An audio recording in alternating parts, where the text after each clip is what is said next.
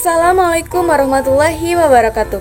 Halo teman-teman, pada video ini kami akan membahas sebuah materi yang berjudul Pengembangan Bahan Ajar Bahasa dan Sastra Berbasis Karakter. Video ini diajukan untuk memenuhi tugas mata kuliah Pendidikan Bahasa dan Sastra di kelas tinggi dengan dosen pengampu Bapak Sigit Febrianto Susilo MPD. Kami dari kelompok 4 yang beranggotakan 3 orang. Yang pertama yaitu saya sendiri, Nena Nur Maulani, dan yang kedua Minatul Maula, ketiga ada Melati Andriani. Nah, berikut pokok pembahasan yang akan kami bahas dalam video ini, yaitu yang pertama, bahan ajar berbasis karakter, kedua, konsep bahan ajar berbasis karakter, ketiga, pengembangan bahan ajar berbasis karakter, keempat, bahan ajar sastra berbasis karakter, dan yang kelima, pengembangan pembelajaran sastra berbasis karakter. Langsung saja ke pemateri pertama dan kedua yang akan dibahas oleh Minatul Maula, dan materi ketiga dan keempat akan dibahas oleh Melati Andriani, dan materi yang terakhir akan dibahas oleh saya sendiri. Langsung saja, mari kita simak videonya. Terima kasih kepada moderator yang telah memberikan waktu saya untuk menjelaskan materi tentang bahan ajar berbasis karakter. Nah, dalam menurut Prastawa 2012, dikutip dari National Center for Competency Based Training 2007, dinyatakan bahan ajar adalah seperangkat sarana atau alat pembelajaran yang berisikan materi pembelajaran, metode, batasan-batasan, dan cara mengevaluasi yang didesain secara sistematis dan menarik dalam rangka mencapai tujuan yang diharapkan, yaitu mencapai kompetensi atau subkompetensi dengan segala kompleksitasnya, baik tertulis maupun tidak tertulis. Nah, dimanfaatkan pula untuk membantu pengajar atau pendidik dalam melaksanakan kegiatan belajar mengajar. Keberhasilan pembelajaran secara keseluruhan sangat bergantung pada keberhasilan pengajar mendesain bahan ajar.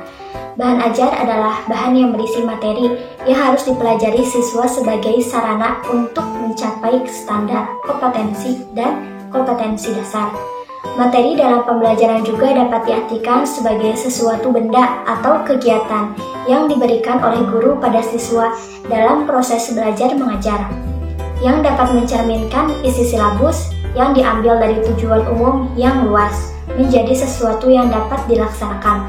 Menurut Arsyad 2002, menyatakan bentuk-bentuk bahan ajar antara lain seperti 1. Bahan ajar cetak atau print seperti handout, buku, modul, kerja siswa, brosur, leaflet, wall chart, dan model atau maket.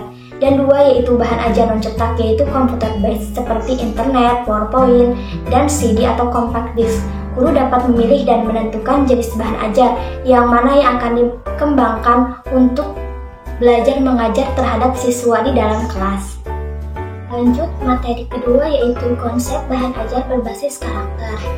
Nah, bahan ajar memiliki fungsi penting bagi pembelajaran. Beberapa fungsi bahan ajar tersebut yaitu sebagai pedoman bagi guru yang akan mengarahkan semua aktivitasnya dalam proses pembelajaran, sekaligus merupakan substansi kompetensi yang seharusnya diajarkan kepada siswa. Yang kedua yaitu sebagai pedoman bagi siswa yang akan mengarahkan semua aktivitasnya dalam proses pembelajaran, sekaligus merupakan substansi kompetensi yang seharusnya dipelajari atau dikuasainya. Dan yang ketiga yaitu sebagai alat evaluasi pencapaian atau penguasaan hasil pembelajaran. Materi pembelajaran dengan demikian dapat dikatakan sebagai program yang disusun guru untuk mengembangkan pengetahuan, keterampilan berbahasa, dan sikap positif terhadap bahasa Indonesia yang diturunkan dari kurikulum yang berlaku. Pengembangan bahan ajar hendaknya dilakukan dengan berbasis pada metode dan model pembelajaran, sehingga model pembelajaran akan mampu menyediakan aneka model, metode, dan sarana pengajaran yang akan mempermudah siswa belajar. Selain itu, bahan ajar juga hendaknya disusun berbasis penerapan penilaian formatif, sehingga bahan ajar akan dapat digunakan untuk memantau tahap perkembangan kemampuan siswa. Dalam konsep bahan ajar, ini maka diperlukan untuk mengembangkan bahan ajar yang benar, dikemas berdasarkan pendekatan pembelajaran yang disarankan, diorganisasikan sesuai dengan langkah-langkah model pembelajaran, dan merangsang aktivitas siswa untuk mengembangkan karakter siswa. Pengembangan bahan ajar berbasis karakter. Dalam upaya peningkatan kemampuan iptek dan iptak peserta didik ini perlu dikembangkan dan disusun bahan ajar yang tepat sesuai dengan kompetensi yang akan dicapai dengan memperlihat tuntunan reformasi, industri, pengintegrasian dalam pengembangan dan penyusunan bahan ajar di tingkat dasar sebagai upaya yang kondumen dalam penanaman sikap-sikap positif dalam pembelajaran. Adapun jenis materi yang dapat dikembangkan seperti fakta, yaitu segala sesuatu yang berwujud dan nyata. Yang kedua, konsep, yaitu yang memiliki pengertian-pengertian atau hasil pemikiran seseorang. Yang ketiga, prinsip-prinsip atau hal-hal pokok yang memiliki sikap penting. Dan yang keempat, produser atau kronologi suatu sistem atau langkah-langkah. Yang kelima, sikap atau nilai, hasil pembelajaran atau aspek sikap seseorang. Yang terakhir yaitu adapun prinsip-prinsipnya. Yang pertama, relevansi atau kesesuaian pencapaian suatu kompetensi. Yang kedua, konsistensi atau keajinan pengembangan materi pembelajaran. Yang ketiga, adaptasi atau kecukupan atau penguasaan materi. Prinsip ini dijadikan dasar dalam menentukan materi pembelajaran yang akan disampaikan oleh seorang guru. Bahan ajar bahasa berbasis karakter. Dilihat dari sisi genre sastra, bahwa sastra remaja berbeda dengan sastra anak, yaitu yang mencakup fiksi, diantaranya cerita pendek, novel, cerita sambung, puisi, drama, komik, sastra tradisional, serta buku informasi dan biografi. Hal ini tidak beda jauh dengan pembagian yang dikemukakan oleh Lucrez tahun 2003.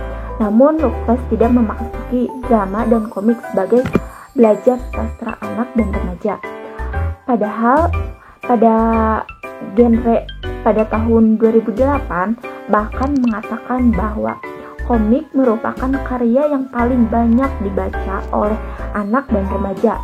Lucrez menekankan pentingnya bacaan buku informasi, biografi, dan bacaan informasi sebagai bacaan sastra, walaupun isinya sesuatu yang nyata, aktual, non-fiksi.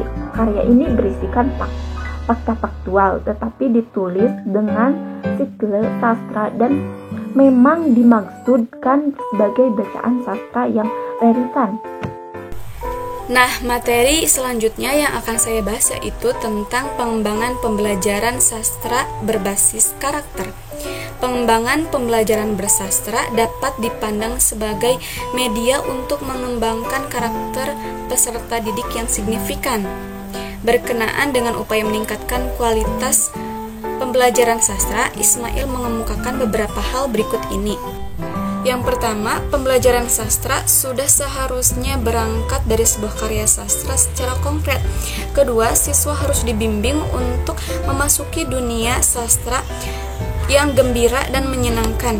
Yang ketiga, pada saat membicarakan karya sastra, aneka tafsir yang dikemukakan oleh siswa harus dihargai oleh kita. Dan yang keempat, pengetahuan tentang sastra tidak menjadi faktor utama dalam pembelajaran sastra. Dan yang kelima, kegiatan produktif berupa menulis, mengarang harus diselenggarakan secara menyenangkan. Dan yang terakhir, pembelajaran sastra harus mampu menyemaikan nilai-nilai positif pada batin siswa. Alhamdulillah, semua materi telah tersampaikan. Jadi kesimpulannya bahwa pendidikan guru sekolah dasar itu merupakan salah satu wadah yang sangat penting untuk menjadikan dunia pendidikan yang berperan dalam menghadapi tantangan revolusi pada saat ini. Untuk itu perlu dikembangkan dan disusun bahan ajar yang mutakhir yang berbasis pendidikan karakter dengan menyiapkan bahan ajar yang memuat nilai-nilai pendidikan karakter yang sejalan dengan pembelajaran dan kurikulum akan dihasilkan lulusan yang tidak hanya memiliki pengetahuan dan keterampilan yang tinggi, tetapi sekaligus mempunyai sikap personal dan sosial yang baik untuk dirinya sendiri. Nah, terima kasih untuk teman-teman yang sudah menonton video ini. Semoga bermanfaat bagi kita semua. Kurang lebihnya kami mohon maaf. Wabillahi taufiq wal hidayah. Wassalamualaikum warahmatullahi wabarakatuh.